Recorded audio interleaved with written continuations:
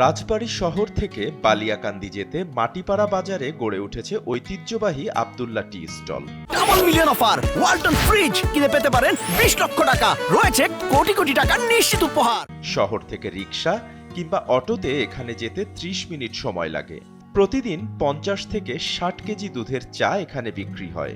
দুধ চায়ের সঙ্গে এখানে আরেকটি বড় আকর্ষণ হচ্ছে ঢাকার ঐতিহ্যবাহী বাকরখানি। প্রতিদিন সকাল থেকে খদ্দের কম থাকলেও বিকেলের দিকে খদ্দের বাড়তে শুরু করে। বিশেষ করে সন্ধ্যার পর থেকে গভীর রাত অবধি চা প্রেমীদের ভিড় ঠেকাতে হিমশিম খেতে হয় দোকান মালিক সহ কর্মচারীদের।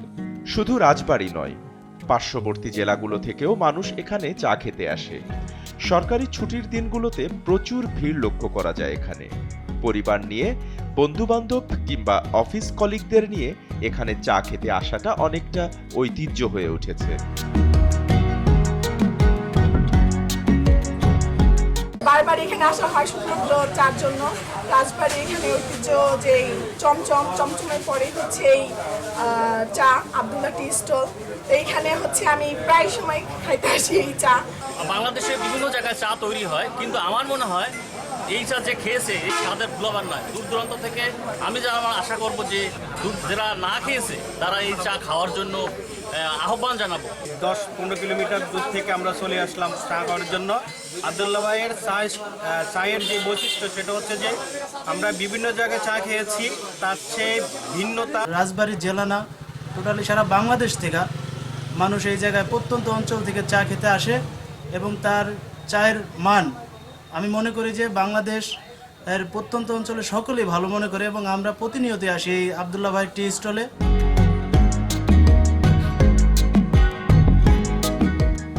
আব্দুল্লাহ যখন এখানে প্রথম ব্যবসা শুরু করেন তখন এটি একটি চালাঘর ছিল মাত্র। সে সময় 5 থেকে 6 কেজি দুধ দিয়ে চা বিক্রি করত। আস্তে আস্তে সময় বদলাতে থাকে।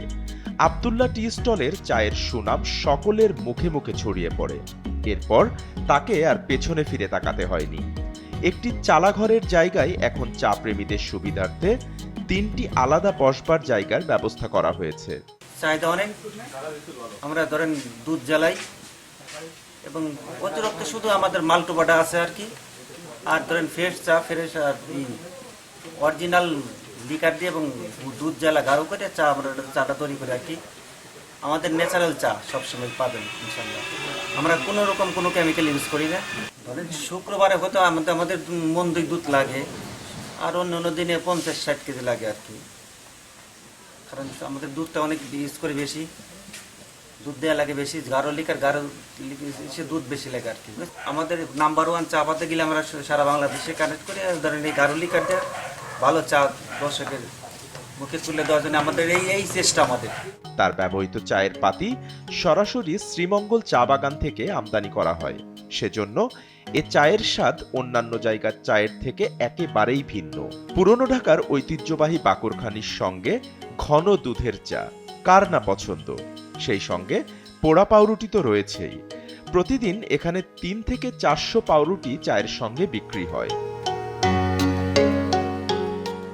আব্দুল্লাহ টি স্টলের মালিক আব্দুল্লাহর ভবিষ্যৎ পরিকল্পনা, সে তার টি স্টলটিকে আরো মার্জিত রূপে ক্রেতাদের সামনে উপস্থিত করতে চায়, যাতে করে তার ব্যবসার পরিধি আরো বৃদ্ধি পায় এবং সে চা প্রেমীদের আরো ভালো কিছু খাওয়াতে পারে।